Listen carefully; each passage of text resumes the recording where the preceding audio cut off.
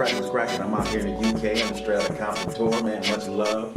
And you know you rocking with, man. It's little eazy-e, and we about that online. So we finna get it cracking, man.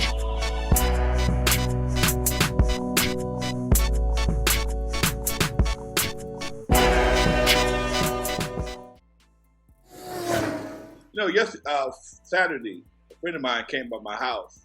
One of my old roadies. He used to be a roadie for us in World Class Wreckin Cru. And in 1980, 85, 86, wow, he went to the movie to see Colors. The movie Colors. Yeah, Colors. Okay? Colors. And there was a guy there he had an issue with earlier that week. The guy pulled a gun on him. And he saw the guy at the movie theater, and the guy looked like he was going for his gun. And my homie shot him and killed him. They caught him. They gave him 25 to life. Okay, he did 31 years in jail.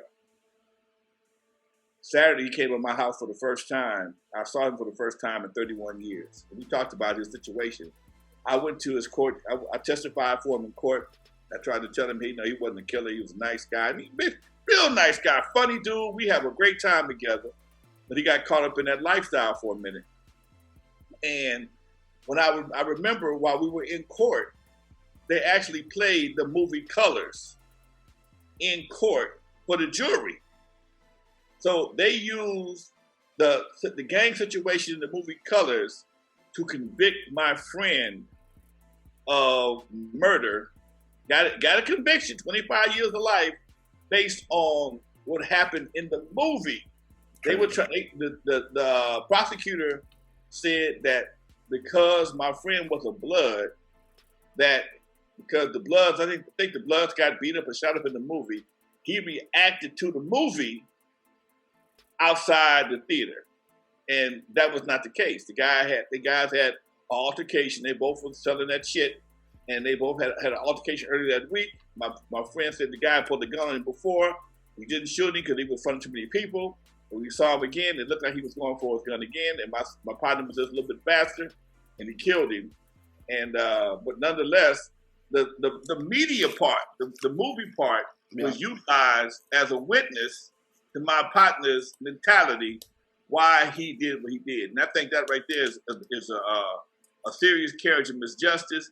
And but it still goes on right now. Only the artists actually make their own evidence, make their own cases by making these records, and they name themselves. And I got to use Master P's brother as an example. I mean, he named himself C Murder, you know, and he got. I mean, I know they say he didn't do it, but it's hard to tell 12 white people in Louisiana a guy named C Murder didn't kill somebody. Okay, and I've never understood the attraction to death and murder that hip hop had. I mean, back in the 80s and early 90s, everybody's label was named after something derogatory. You had Death Row, you had Grand Jury, you had Coroner Records, you had the Lynch Mob, you had all these different labels or names of organizations, whether it be a label or a production company, that was all connected to something derogatory in the penal system. And I never understood that. No, criminal. And it's like you begging for negative vibes or negative attention. I mean, Death Row, I mean, look at it. I mean, you called it Death Row, very successful, but look at the demise of it. No. Nobody won. No. Nobody won. Peace, family. Don't forget to like, share, and subscribe, and check us out on aboutthatonline.com. Don't forget to check us out on Facebook for exclusive playlists and social media for all different types of segments and content.